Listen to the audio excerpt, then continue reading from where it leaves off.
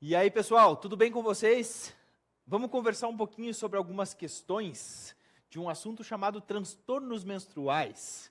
Na verdade, os transtornos menstruais englobam aquelas principais desordens endócrinas que acontecem com as pacientes.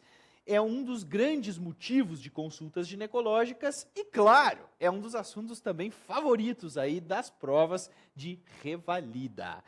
Então, gente, eu selecionei algumas questões assim mais atuais, mais importantes, para a gente fazer um bate-bola junto e vocês vão ver que é muito possível acertar todas. Desafio vocês a virem comigo e a acertar todas. Não tem essa história, não, mas vai ter uma só que eu acho que eu vou errar. Não, você vai acertar todas. Presta bem atenção que você é capaz. Vamos embora, olha só. Questão do INEP de 2016, diz assim: uma mulher de 24 anos comparece à unidade básica de saúde e relata que apresenta ciclos menstruais irregulares e alguns episódios de fluxo menstrual aumentado. Ela refere ainda que a menarca ocorreu aos 14, com ciclos oligomenorreicos até os 22 anos. Então, ela menstruou aos 14, pela primeira vez, e desde aí ela tem ciclos oligomenorreicos. Então, até os 22, ela teve esses ciclos oligomenorreicos. A paciente apresenta-se em bom estado geral. Ela está corada e ela tem acne leve na face e no tronco. Cara, e ela tem hirsutismo leve. Eles não falam quanto que deu a escala de Ferriman, mas diz que ela tem hirsutismo. O índice de massa corporal da paciente é 29,8 kg por metro quadrado. E ao exame ginecológico, não se constatam alterações. A partir do quadro clínico descrito, a hipótese diagnóstica mais provável é: letra A, falência ovariana precoce. Letra B, síndrome dos ovários policísticos. C, hipogonadismo hipogonadotrófico. E D, imaturidade do eixo hipotalâmico hipofisário ovariano. Bem boa a questão e vocês veem que é bem básica. Vamos lá, vamos revisar o caso. Olha só, ela é uma mulher, então ela tem história de ciclos menstruais oligomenorreicos. Observem que, o que seria uma oligomenorreia? Na verdade, a menstruação ela deve vir numa regularidade, numa ciclicidade, que pode ser de 24 em 24 dias, de 28 em 28 dias, de 31 em 31 dias. Então, ele deve ter essa regularidade. Essa paciente tem história de ciclos oligomenorreicos. O que isso significa? Que passa 35, 40, 50 dias e aí vem a menstruação. Então, ela fica longos períodos sem menstruar e aí vem a menstruação. Na verdade, então, se ela menstrua agora, aí fica 2 meses sem menstruar e menstrua de novo, quer dizer que ela tem ciclos muito longos. No total de 1 ano, ela vai ter tido poucas menstruações. Isso a gente chama de oligomenorreia. Lembra que a oligomenorreia, a principal causa de oligomenorreia é a anovulação. São aquelas pacientes que não ovulam, têm ciclos anovulatórios, e por isso, então, a disposição das menstruações vai ser uma disposição irregular. Ela fica, então, com ciclos oligomenorreicos. Gente, ela tem obesidade, o IMC dessa paciente é alto, então ela tem mais essa informação de que ela é obesa. Ela tem acne, é uma acne leve, mas ela tem acne. E ela tem hirsutismo. Jader, mas é um hirsutismo leve. Sim, mas é hirsutismo. Cara, o que essa paciente tem? Essa paciente está indo em direção a um diagnóstico de síndrome dos ovários policísticos. Essa paciente, então, ela tem aí indícios, critérios clínicos para a gente pensar em ovário policístico. Será que ela preenche critério para fechar diagnóstico de ovário policístico? Quais são os 2 de 3 critérios de Rotterdam, que foram feitos esses critérios em 2003, que hoje é o que é utilizado no mundo inteiro para diagnosticar a SOP. História de ciclos oligomenorreicos ou amenorreia é um critério. Ela tem história de ciclos oligomenorreicos? Tem. Opa, então ela tem um dos 3 critérios.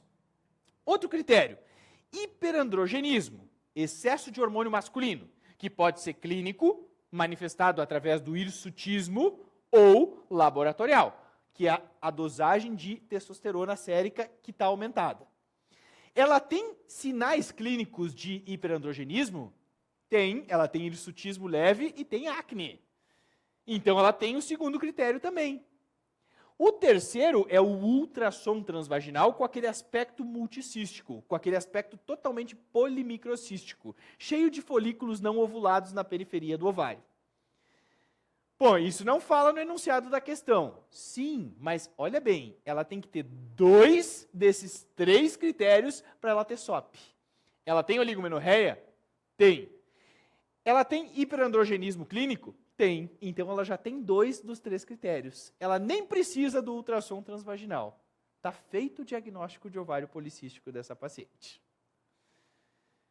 Ah, Jader, mas eu fico um pouco na dúvida, será que não seria melhor fazer o ultrassom para a gente confirmar? A gente tem muito disso, né? Não só a gente, como também a paciente. Não, mas eu quero bater a ecografia. Não vai bater em lugar nenhum, pelo amor de Deus. Não tem que fazer ultrassom. Se ela tem 2 dos 3 critérios clínicos, ela tem SOP, ela tem ovário policístico. Está fechado o diagnóstico. Certo? Muito bem, gente. Então, olha só. Ela tem 24, ela tem ciclos irregulares e alguns episódios de fluxo menstrual aumentado. Refere ainda que a menarca ocorreu aos 14 e ciclos oligomenorreicos até os 22. Então tem história de oligomenorreia. Aí ela diz assim, diz na questão, né, que tem bom estado geral, ela está corada e ela tem acne leve na face e no tronco e ainda é hirsuta. Fechou o diagnóstico já. Índice de massa corporal com obesidade, exame ginecológico normal. Então, a hipótese diagnóstica mais provável, não é nem mais provável, já está fechada o diagnóstico dessa paciente. É letra B, síndrome dos ovários policísticos. Não pode ser falência ovariana precoce, porque na falência ovariana precoce a gente vai ter níveis de FSH e de LH altos, a paciente teria que ter fogachos, né, sintomas de fogachos, porque ela está parando de produzir estrogênio já desde agora, então não fecha para falência ovariana precoce. Hipogonadismo hipogonadotrófico, ela teria que ter níveis baixos de FSH e de LH, e também essa paciente teria fogachos, porque ela está hipoestrogênica. Imaturidade do eixo? Não, né? Com essa idade, 24 anos, não tem mais imaturidade do eixo. A gente pode dizer que os ciclos são irregulares por imaturidade do eixo numa adolescente. Nos 2 primeiros anos após a menarca, ok. Agora, nessa idade, não é mais imaturidade do eixo. Com certeza, ela tem SOP, tem síndrome dos ovários policísticos. Pode tratar porque é ovário policístico. Ok? Tranquilo? Olha só essa aqui. 2013, do INEP. Uma mulher de 32 anos, ela procura o ginecologista queixando-se de irregularidade menstrual e dificuldade para engravidar. As menstruações frequentemente atrasam, chegando-se a ficar 120 dias sem menstruar. Ela já engravidou uma vez, então é gesta 1 para 1. E ela teve antecedente de diabetes gestacional nessa gestação. Essa gestação foi há 8 anos. Ela é sedentária, ela nega tabagismo e ela nega etilismo. Refere ter aumentado cerca de 15 quilos desde o parto. Exame físico, acne facial e hirsutismo. Além de acantose nigricans nas axilas e na região nucal. Trouxe resultado de ultrassom transvaginal, mostrando ovários com volume aumentado e presença de mais de 12 folículos medindo 9 milímetros em ambos os ovários. Com base nos dados apresentados, é correto afirmar que a paciente apresenta risco aumentado para... Vocês acharam que ia perguntar qual é o diagnóstico, né? Que é ovário policístico. Não. Eles querem saber que risco ela está correndo. Letra A, de ter uma adenomiose. Letra B, de ter uma endometriose pélvica. C, de ter um teratoma maduro de ovário. D, de ter uma hiperplasia endometrial. E E, de ter um câncer de colo uterino do subtipo histológico adenocarcinoma. Boa questão, né? Uma questão super boa. Gente, olha só. Essa mulher, ela tem, então, ciclos menstruais irregulares. os ciclos, ela chega a ficar 120 dias sem menstruar. Diz ainda na questão que essa paciente tem hirsutismo na face. Ela tem acne. Ela é obesa, essa paciente tem obesidade. E ela tem um achado chamado acantose nigricans na axila, que é uma deposição de pigmento, então, aí nas dobras, nas regiões de dobras do corpo. O nome já diz, acantose, porque é a região de cantos, de dobras, nigricans. É uma deposição de pigmento, então, aí nas regiões de dobras do corpo. Acantose nigricans. São áreas hiperpigmentadas, então, em regiões de dobras do corpo. Isso aqui, galera, na verdade, é uma manifestação dermatológica de resistência à insulina.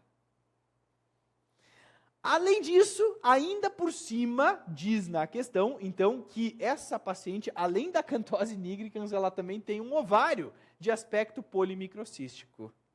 Com certeza, ela tem ovário policístico. Ela já tem os 3 critérios: oligomenorreia, hirsutismo e um ovário no ultrassom com aspecto multicístico. Ainda por cima, essa paciente ela tem obesidade e ela tem acantose nigricans, que é uma manifestação aí da resistência insulínica. Ela tem ovário policístico. O que é o ovário policístico? O ovário policístico é uma síndrome que cursa com uma anovulação crônica. Então, essa paciente, ela não ovula. Se ela não ovula, ela não tem fase secretora do ciclo menstrual. Ela não tem corpo lúteo, consequentemente, ela não produz progesterona. Então, ela vai estar eternamente em fase proliferativa. Ela só tem a fase proliferativa do ciclo menstrual e nunca tem a fase secretora, porque ela não ovula. Qual é o hormônio que está sendo produzido durante a fase proliferativa? O estrogênio. Então, quer dizer, o endométrio, sob estímulo do estrogênio, vai proliferar, proliferar, proliferar, proliferar, e nunca tem a progesterona para estabilizar esse endométrio. Então, ele está sempre fazendo mitose, mitose, mitose, e está sempre proliferando. Até que ele prolifera tanto que ele faz uma hiperplasia. E essa hiperplasia pode levar a um câncer de endométrio. Então, gente, as pacientes que têm ovário policístico sempre têm que tratar o ovário policístico.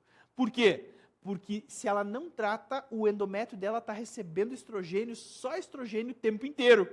E nunca tem a progesterona para estabilizar esse endométrio. Ela tem risco de fazer uma hiperplasia e, consequentemente, fazer um câncer? Com certeza tem. Esse é o risco que ela está correndo.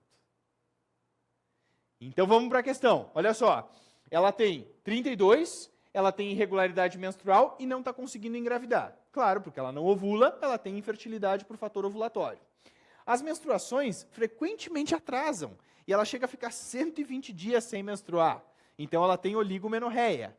Já tem um filho e ainda teve diabetes nessa gestação, que é muito comum, né? As pacientes que têm ovário policístico, quando elas engravidam, têm mais chance de ter diabetes gestacional. Ela é sedentária, não fuma e não usa bebida alcoólica. Refere que aumentou 15 quilos desde o parto. Então, olha só, tem essa história de ter aumentado peso desde o parto. O exame físico, ela tem acne e hirsutismo e tem acantose nigricans nas axilas e na região nucal. Tem resultado do ultrassom transvaginal, que mostra os ovários com volume aumentado e presença de mais de 12 folículos medindo 9 milímetros em ambos os ovários. Então, ela tem diagnóstico ultrassonográfico também de ovário policístico. Tem o 3º critério de Rotterdam. Com base nos dados, é correto afirmar que ela tem risco aumentado para quê? Adenomiose? Não, a adenomiose, na verdade, é uma infiltração de endométrio no meio do miométrio. Nada tem a ver com ovário policístico. Endometriose é tecido endometrial fora do útero. Também nada tem a ver com ovário policístico. Teratoma maduro de ovário, o teratoma é um tumor benigno do ovário. Nada tem a ver com ovário policístico. Hiperplasia de endométrio? Correto! O endométrio dessa paciente está dele sofrer estímulo estrogênico e não tem a progesterona para estabilizar. Adenocarcinoma de colo de útero? Não, é adenocarcinoma de endométrio. Então, gente, a resposta da questão é letra D, hiperplasia endometrial. Ela tem risco maior de ter realmente uma hiperplasia endometrial, porque ela tem ovário policístico. Por isso que ela tem que tratar. Tranquilo? Beleza? Vamos ver mais uma, olha só, 2014, do INEP, diz assim, uma mulher de 47 anos, com antecedente de 4 partos normais, comparece à consulta na unidade básica de saúde com queixa de ciclos menstruais irregulares há cerca de 2 anos, sem outras queixas. Ela refere que os intervalos entre as menstruações foram progressivamente aumentando e que atualmente ela menstrua a cada 60, 90 dias. Quando ela era mais jovem, ela tinha dismenorreia, tinha cólica menstrual, então menstruações dolorosas. Mas atualmente não sente cólicas durante o fluxo menstrual. Ela nega comorbidades e nega o uso de medicações. O exame ginecológico da paciente é normal. Diante das informações disponíveis, o quadro clínico desta paciente sugere, letra A, anovulação, letra B, endometriose, C, sinéquia uterina e D, falência ovariana precoce. Gente, olha só, o que essa paciente tem? 47 anos e ela tem oligomenorreia. Então, quer dizer, ela deveria menstruar de 28 em 28 dias. Então, menstruou hoje, pá, 28 dias depois, pá, deveria menstruar. Mais 28 dias depois, deveria menstruar. O que ela conta pra gente? Que não está sendo assim, que ela está menstruando de 60 a 90 dias. Passa 60 dias, aí vem a menstruação. Passa 90 dias, aí vem a menstruação. Quer dizer, ao invés de vir aqui, ó, vem aqui, pá, a menstruação dela. Então, ela tem uma oligomenorreia. Ela está tendo ciclos muito longos. Ciclos muito longos são sempre devido à anovulação. Essa paciente não está ovulando, portanto, ela não tem fase secretora do ciclo menstrual, e o que acontece é que o endométrio dela fica sempre sobre o estímulo estrogênico, aí então ele prolifera, até que ele vai ficar tão alto, tão espesso, que a camada apical desse endométrio vai sofrer uma isquemia, e aí então vai decidualizar e ela vai sangrar. Então, na verdade, ela acaba sangrando por decidualização endometrial. Por isso que os ciclos são muito longos. É normal uma paciente de 47 anos ter oligomenorreia, ter ciclos anovulatórios? Pensa, se ela está com 47 anos, ela já está perto do período do climatério. Essa paciente pode já estar entrando no climatério? Claro que sim, 47 anos é uma idade que é compatível com o climatério. Lembra que no climatério, na segunda fase do climatério, essa paciente começa a ter um esgotamento dos folículos ovarianos e dessa forma os ciclos começam a ficar mais longos e ela tem oligomenorreia. Então, na verdade, ela realmente está no climatério, ela está tendo uma falência ovariana normal, fisiológica, esperado para a idade dela, e os ciclos estão ficando cada vez mais longos, cada vez mais espaçados, até que uma hora ela vai parar de menstruar e vai ter a sua menopausa definitiva. Então, gente, voltando para a questão, ela tem 47, ela tem esses ciclos longos, menstrua de 60 a 90 dias, com certeza, então, quando ela era mais jovem, ela até tinha cólica, mas agora ela não tem, que é bem típico também. Lembra que os ciclos que são ovulatórios dão dismenorreia, dá cólica, pode dar cólica. Os ciclos que são anovulatórios geralmente não dá cólica, não libera aquela prostaglandina local e por isso ela acaba não tendo cólica. O exame ginecológico é normal. O quadro sugere o quê? Anovulação, endometriose, sinéquia ou FOP, falência ovariana precoce. Não, não é precoce. Ela tem mais de 40 anos, então não é precoce. Endometriose? Não fecha para endometriose. Sinéquia? Também não. Sinéquia seria amenorreia. Na verdade, o que ela tem é letra A, ela tem anovulação. Essa paciente tem essa idade, que é compatível com ter ciclos anovulatórios, e por isso ela está tendo, então, oligomenorreia, que é bem o esperado. Gente, lembra que eu disse para vocês, veja que é possível acertar todas? Dá para acertar todas? Com certeza dá. Não fiquem com aquela, pois é, não sei. Não, a resposta é dá. Confia em você, que sempre dá. Ok? Por favor, se tiverem dúvidas, podem contar comigo e um excelente estudo para vocês.